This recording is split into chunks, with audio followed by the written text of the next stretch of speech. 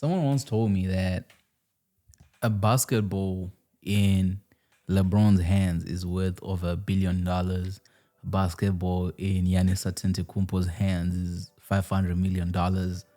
You know, and they were saying this in the sense of tools don't really mean much in the wrong hands, and I understood it.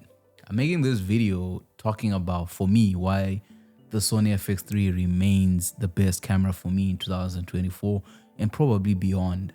You know, when I used to watch Apple events and they'll always come out and say, we have upgraded this thing, this is the best thing ever, it renders video at times this. A lot of times I would leave there going, I'm not disappointed by the machine that I have, which last year you told me is the best performing thing you ever created, which does this at 0.2 seconds of whatever. And the more I look into cameras now, the more I realize, yeah, it's still the same thing, which is understandable because for camera manufacturers, the whole goal is to move units. For them, is to sell the units that they put out, which solves some problem that you had with the previous camera. If that is with your dollars, like in terms of, I don't know what would make you upgrade. For me, when I got the Sony FX3, I was coming from a Sony 6400 and I needed something to improve my video because I had seen a video on a Sony A7 IV at that period of time. So I was like, oh, this does this. And then the FX3 essentially was comparable to the A7S3. And in that period of time, a lot of the research I did on YouTube, it was like a lot of the great YouTubers were using the Sony A7S3. So I wanted to get that one. And then people said, oh, if you don't do photography, then get the Sony FX3. And that convinced me to get the Sony FX3. But then those same people that I was watching, when the GH5 comes out, they're like, get this. When the Fujifilm comes out, it's like, get this.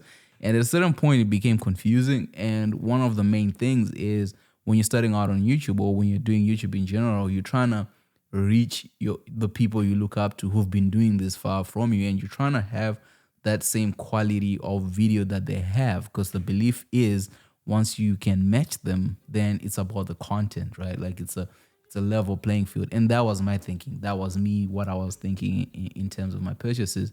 And the more that I've gone through this and I've realized where my dreams and path follows, where I want to be a cinematographer, I want to be a filmmaker, I want to be a director, I start to realize that the FX3 is for now enough. You know, when I saw what they did with the Creator, you know, when the Creator came out, a lot of videos popped up why you should get the FX3. It's an amazing camera, it's amazing this, and there was a lot of discourse about it, but I felt like for me that wasn't a reason enough to get the camera. The reason why you get it is it meets the criteria of the things that you want. And I thought for me with the Creator, it was proof that you could buy a camera that can create at a certain level, Hollywood level type of video, just depending on the skill level that you have. And you know that when you go to festivals, because when you go to festivals or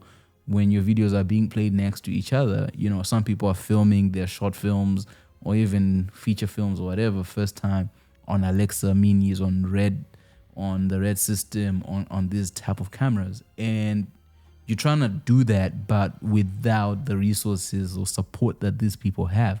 And I felt like with the Creator, it was proof that the FX3 has enough to help you achieve that. You know, you will definitely not have an Alexa mini type of look, but you will also not have an iPhone type of feel. You know, like people, you at least quality wise, the camera helps you get there. And that, in my opinion, is why, if you're into narrative, music videos and stuff like that, the FX3 is quite a great camera. And granted, there are other cameras, the Blackmagic, people swear by them, the Blackmagics, the Red Komodo, even the Sony FX6, people swear by these cameras. But for me, and once again, I can only speak for me, the Sony FX3 just edges everything out. I was holding a Blackmagic Pocket 6K. It felt big. It was hard to place on a gimbal.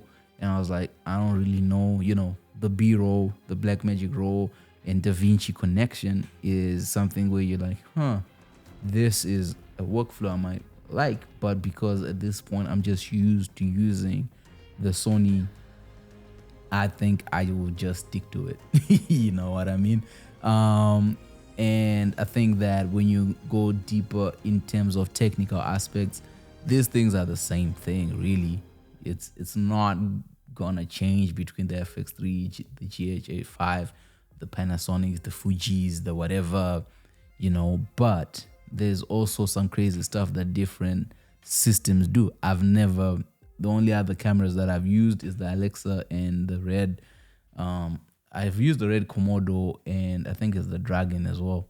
I've used those, and whilst they're amazing, I feel like at this point for me, Sony is it.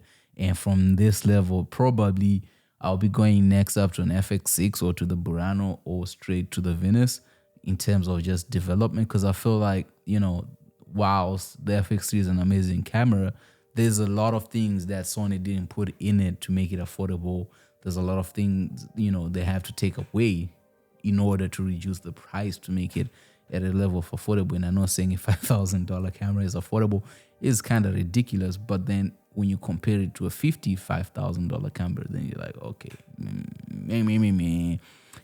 But I think I've seen a lot of videos. I've seen a lot of conversation amongst gear. And one of the main things for me with YouTube, which I feel the landscape has really changed from the period that I started, which is around 2019. The conversation has changed because a lot of this stuff, people need money, right? People need to make money. And a lot of people are now brand ambassadors. A lot of people are now this and that. And they're trying to get the information out there first. They're trying to represent the brands that they work for and make money off of it. And granted, that's great. I think new products, the A7, was it the R5, which is crazy AI technology, the autofocus system in there is ridiculous. I think those are things that you have to consider.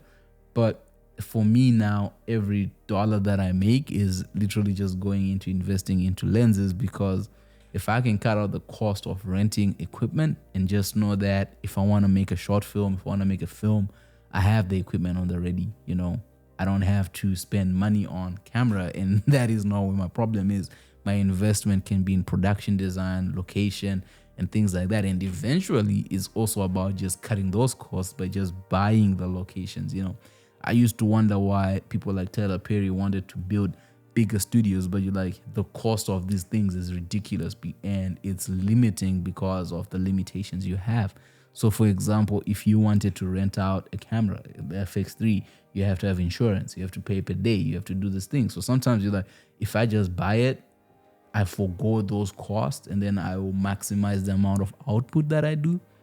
So what does that for me, And I think you cannot go wrong with any camera that you buy, be it the Panasonic, be it the Blackmagic, be it Sony.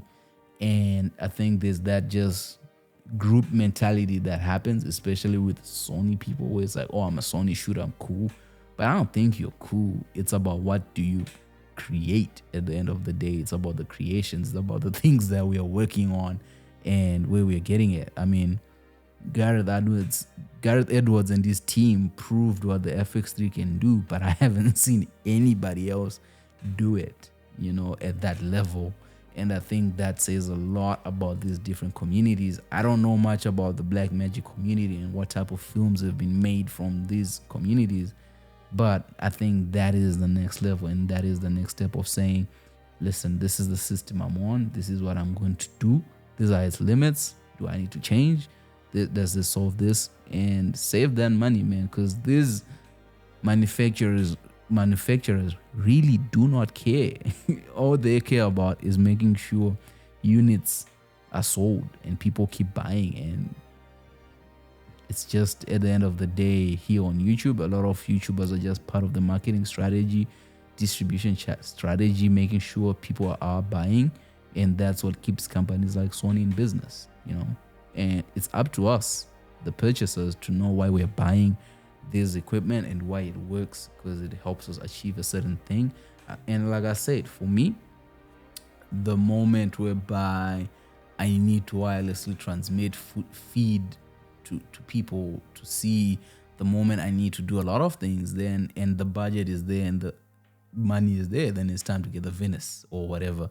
We'll do it when we get there. But for now, for what I'm doing, for the works that I'm doing, for me, the Sony FX3 does enough, and I'm more than grateful.